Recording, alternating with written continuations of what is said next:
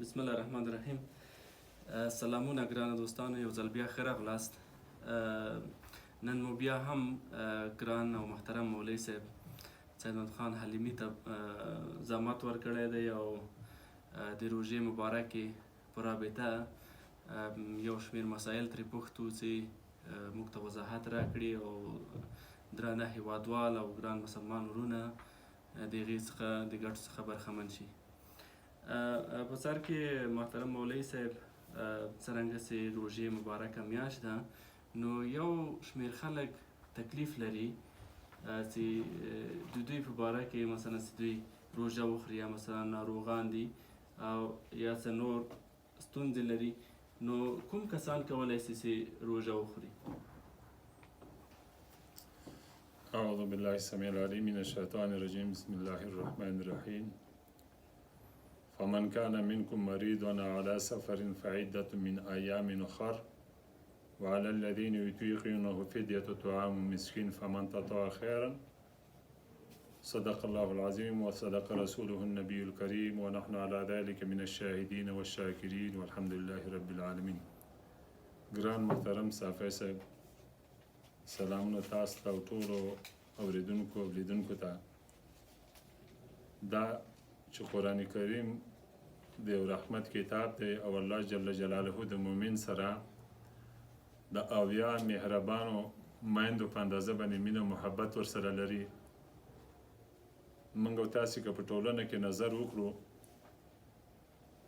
یوه مور د خپل ماشوم سره څومره مینه او محبت لري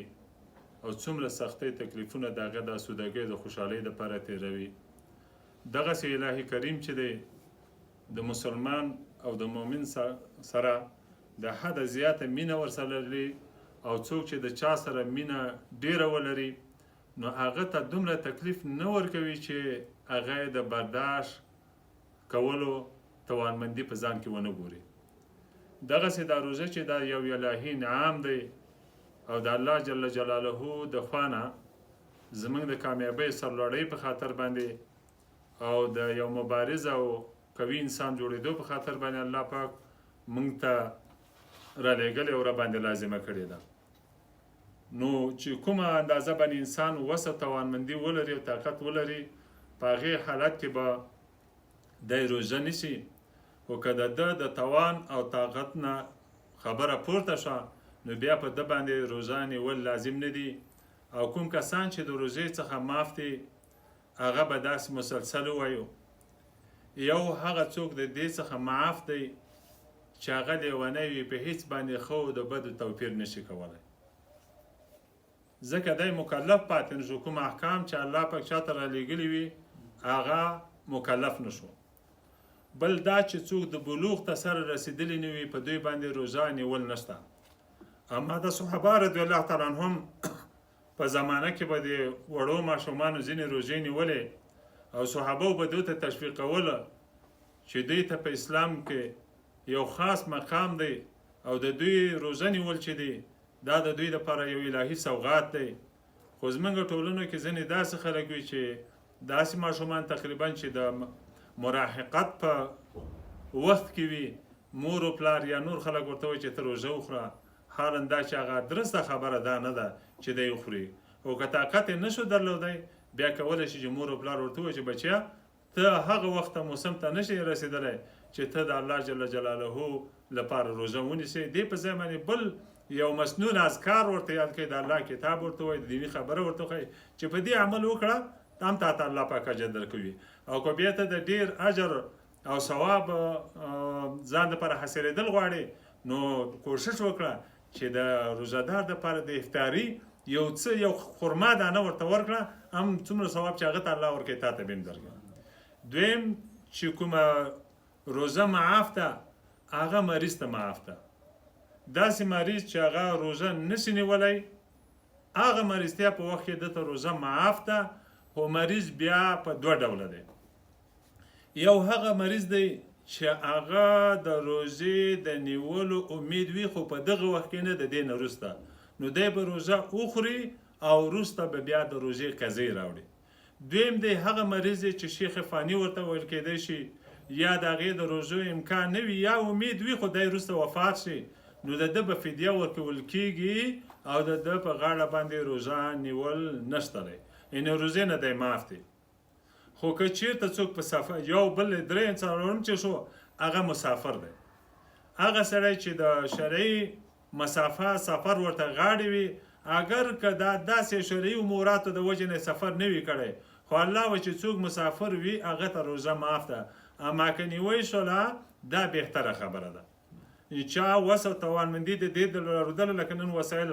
موټر دی یا تیارې دی په دې کې خلک یو ځای نه بل ځای ته ځي نو د ده بدن ته هیڅ تکلیف هم نه رسېږي که نیولی شوه نو نیولې بهتر دی او دا اولوالعزم کار هم دا دی او که نشو نیولی بیا د روژه وخوري او وروسته یې قضیې راوړي پنځم هغه زنانه چې ماشوم ته شیدې ورکوي ماشوم ته تی ورکوي او دا چې کله خوراک ونه کړي څښاک ونه کړي نو د ماشوم هغه شیدې یا پی کمیږي او ماشوم د مشکلاتو سره مخامخ کیږي نو په دې وخت کې دا روژه خوړلی شي وروسته به قضیې راوړي وم هغه زنانه چې هغې حمل وي په خېټه باندې او هغه کمزورې او ضعیفه وي برداشت د حمل نشي کولی تر څو چې دا خوراک او څښاک ونه کړي نو دغه خلکو ته روژه معاف ده اتم کله چې زنانه میاشتنۍ مریضتیا ولري او هغه میاشتې چې کومه روژه ده چې 10 ورځې زیات وخت دی او کم وخت معلوم نه دی خو 3 ورځې کم دی او زیات 10 ورځې دی نو بیا به دا روژه وخوري او وروسته به قضیې راوړي خو دې کې دا سوچ فکر کول پکار دي چې زموږ ځینې ساده خلک هغه د 10 ورځې نه وروسته چې مریضتیا هم وي بیا هم روژه نه نیسي دا خبره مناسبه وړ خبره نه ده بلکې 10 ورځې چې پوره شي د مریضتیا بیا به روژه هم نیسي لمونځ به هم کوي او خپل حقوق د خاوند چې ورباندې هغه به هم ورپوره کوي یعنې هیڅ پابندي په دې باندې نشته د قرآن کریم تلاوت هم کولی شي یوازې په اوداسه کې خبره ده چې د هر مانځه دپاره به بیا بیل اودس کوي نو دغه څو کسان چې دي دا د دې روژې نیولو څخه معاف دي او وروسته به روژه بیا نیسي د دې نه وروسته چې کله ډېره مننه مولوي صاحب تاسو په خپلو خبرو کې وویلې چې ناروغان 2 ډوله دي یعنې یو هغه ناروغان دي چې هغه صاحب العلاج دي یعنې د هغوی علاج نه کیږي یا مثلا هغوی به فدیه ورکوي او یو هغه ناروغان دي چې ممکن وروسته دا تمه لري چې جوړ به شي هغوی به بیرته روژې قضایي راوړي یعنی هغه کسان چې روزه خوري او وروسته دا تمه نه لري چې دا به روزه ونیولی شي هغه به مثلا څومره فدیه ورکوي هغه چې موږ او تاسې د واړه اختر نه مخکې چې کومه د روژې 2 روزې فدیه ورکوه دغه فدیه به د هرې روژې نه ورکوي او هغه خلک چې مستحق د فدیې ورکولي دي دا یوه فدیه به په څو کسانو باندې نه ویشل کیږي نو دغه چې څنګه موږ تاسو سرسایه ورکوه یو کس باندې دغه یو سرسایه چې دا د 2 روژې په مقابل کې ورکولی شي که 10 روژې خوړلې وي نو هغه 10 ورځې سرسایه به ورکوي او که 1 ورځې خوړلې وه د یوې او که 2 ورځې خوړلې وه خو شرط په مریض کې یو دا دی د عام مریضانو کې چې یو حاذق او پوه طبیب یا ډاکټر به درته ویلي وي چې ته روژه وخوره او یا به خپله ځان باندې داسې پوه شوی وي که زه روژه ونه خورم نو زما د هلاکت یا د خرابېدلو ذریعه ګرځېږي په دې وخت کې به روژه خوري هسې معمولي درد یا معمولي مرض باندې د روژې خوړل جایز نه دي ډېره مننه محترم مولوي صاحب